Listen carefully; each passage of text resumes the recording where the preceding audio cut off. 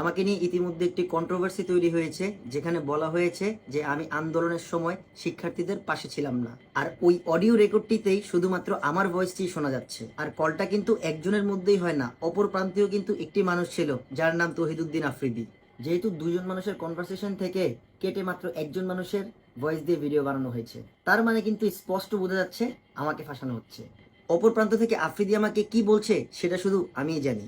আর যে ভয়েসটা ফাঁস করা হয়েছে, আফ্রিদির ভয়েস ছাড়া যদি ফাঁস করা হয় তাহলে জনগণের সাথে এটি প্রতারণা করা হবে। আমার তো আর খাইয়ে দেয়া কাজ নাই যে ওরে আমি কল দিয়ে কইতে যাবো কে গুলি করছে, কে কি করছে, হ্যান তেন। আর এটাই সেই ভয়েস যেখানে আমার কল্লা কেটে ফেলার হুমকি দেওয়া হয়েছে, আর সেখান থেকে কাট করে এই ভয়েসটুকু নেওয়া হয়েছে। আমার তো ভাই ফ্যামিলি আছে, আমার তো তাদের কথা প্রতিনিয়ত চিন্তা করতে হয়।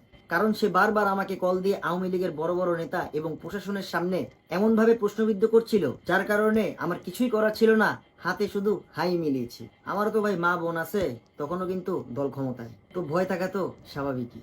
আর আমি যদি একাই আওয়ামী লীগের সমর্থক হয়ে থাকি, যে বা যারা আমাকে নিয়ে প্রশ্নবিদ্ধ করছে তারাও তো আওয়ামী লীগের, কিন্তু এই ভিডিওতে সমালোচনা শুধু আমাকে নিয়ে, তাই প্রশ্ন কিন্তু সবাই আমাকেই করছে। আর ওই দিকে কেউ যদি আফ্রিদির বিপরীতে যে ভিডিও বানায়, তাহলে তার কল আসতেছে ডেপুটি কমিশনার থেকে।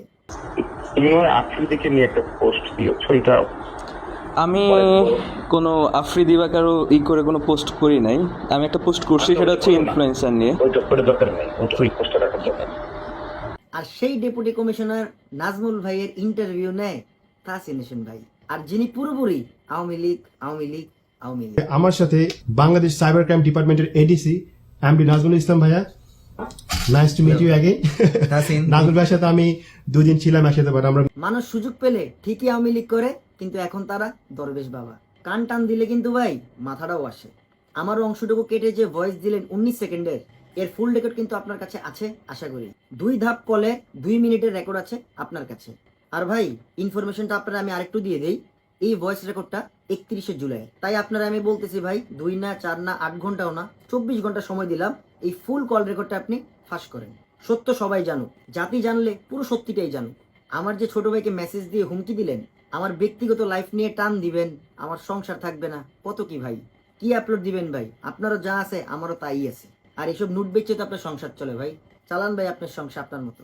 আপনি করতে পারলেন আমার দ্বারা একটা ব্যবসা। দেশের লগে রাজাকারগিরি করি নাই, রাজাকার কইয়াই আপনি ভুল করে ফেলেছেন ভাই।